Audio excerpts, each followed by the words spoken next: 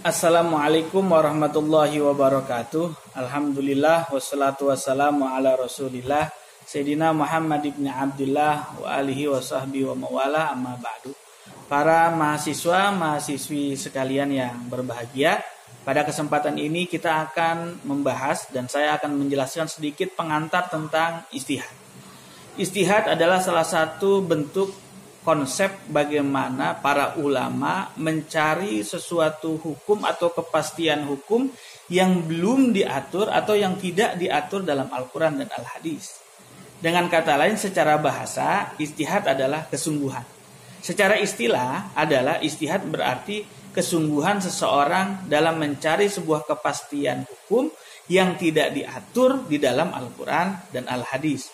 Hukum-hukum baru yang belum diatur dalam Al-Quran dan Al-Hadis bisa ditentukan kepastiannya apakah halal, apakah haram, apakah boleh dan lain sebagainya. Itu dengan salah satu metodenya, yaitu dengan metode atau jalan istihad. Orangnya yang mencari atau yang melakukan istihad namanya mujtahid. Konsepnya atau caranya namanya istihad, dan dari hasil istihad tersebut akan menghasilkan sebuah fatwa atau sebuah kepastian hukum. Secara historis, sejarah, pada dasarnya istihad ini sudah terjadi di masa Rasulullah SAW masih hidup. Ketika Rasul memerintahkan salah satu sahabatnya yang bernama Mu'adz bin Jabal untuk menjadi salah seorang hakim di daerah negara Yaman. Ketika Mu'adz bin Jabal mau berangkat ke Yaman, Rasul bertanya, "Ya Mu'adz, dengan apa engkau memutuskan?" Kata Mu'adz, "Aku memutuskan dengan dasar Al-Quran." "Jika tidak diatur dalam Al-Quran, ya Mu'adz," kata Rasul, kata Mu'adz, "aku akan mengatur atau aku akan memutuskan bersumber dari hadis-hadis Nabi Muhammad SAW." Kata Rasul, "Jika di Al-Quran dan di hadis tidak ada ya Mu'adz, maka kata Mu'adz, aku akan mengatur atau aku akan memutuskan dengan pendapatku sendiri." Itu adalah menjadi dasar istihad, dan Rasul langsung menepuk pundak daripada Mu'adz sebagai tanda setuju. Dan ini menjadi dasar istihad pada zaman Rasulullah SAW. Kalau zaman Rasul masih hidup saja istihad sudah digunakan. Bagaimana ketika Rasul sudah meninggal dunia, yang mana wahyu sudah stop, tidak akan turun lagi. Hadis sudah stop, Al-Quran pun sudah tidak turun lagi. Maka ketika Rasul SAW sudah meninggal dunia, ketika kita tidak mendapatkan kepastian suatu hukum yang tidak tertulis juga di dalam Al-Quran dan hadis, maka istihad menjadi salah satu jalan keluar untuk memperoleh kepastian hukum apakah boleh atau tidak. Sebagai contoh yang sudah kita lakukan saat ini, salah satu hasil daripada istihad adalah bagaimana hukum bayi yang lahir daripada proses kandungan tabung atau bayi tabung. Di Al-Quran tidak diatur, di hadis pun tidak diatur. Maka ulama mencoba untuk mencari dasar hukum atau bagaimana kepastian hukum bayi tabung. Akhirnya para ulama memutuskan bayi tabung diperbolehkan dengan catatan.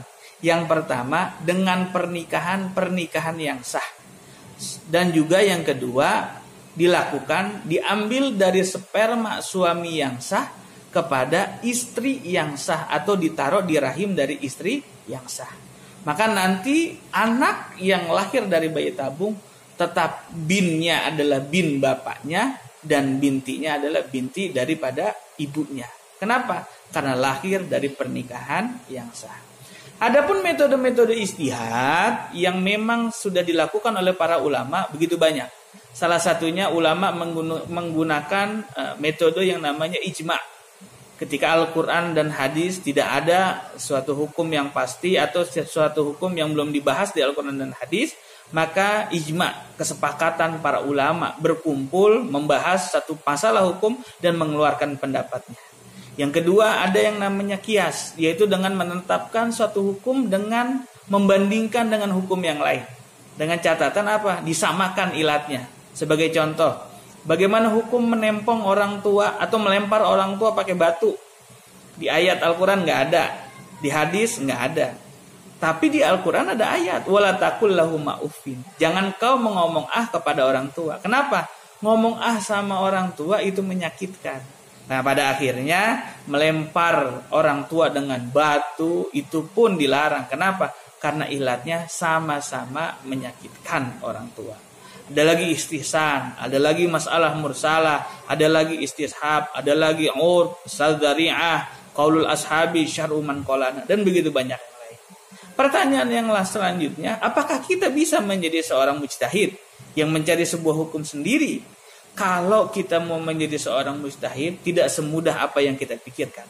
Tidak bisa dengan hanya jalan belajar agama lewat YouTube, hanya dengan bereferensi dari terjemahan-terjemahan Al-Quran terjemahannya, hadis terjemahannya. Tidak semudah itu.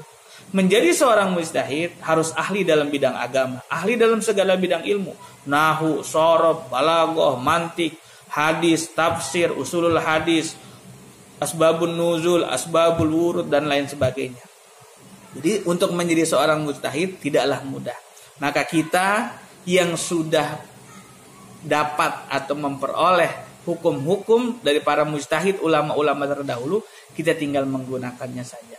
Mudah-mudahan sedikit pengantar tentang ijtihad dari Bapak, dari saya, bisa mengantarkan semangat kalian untuk lebih mempelajari dari buku-buku dan modul-modul yang kalian miliki.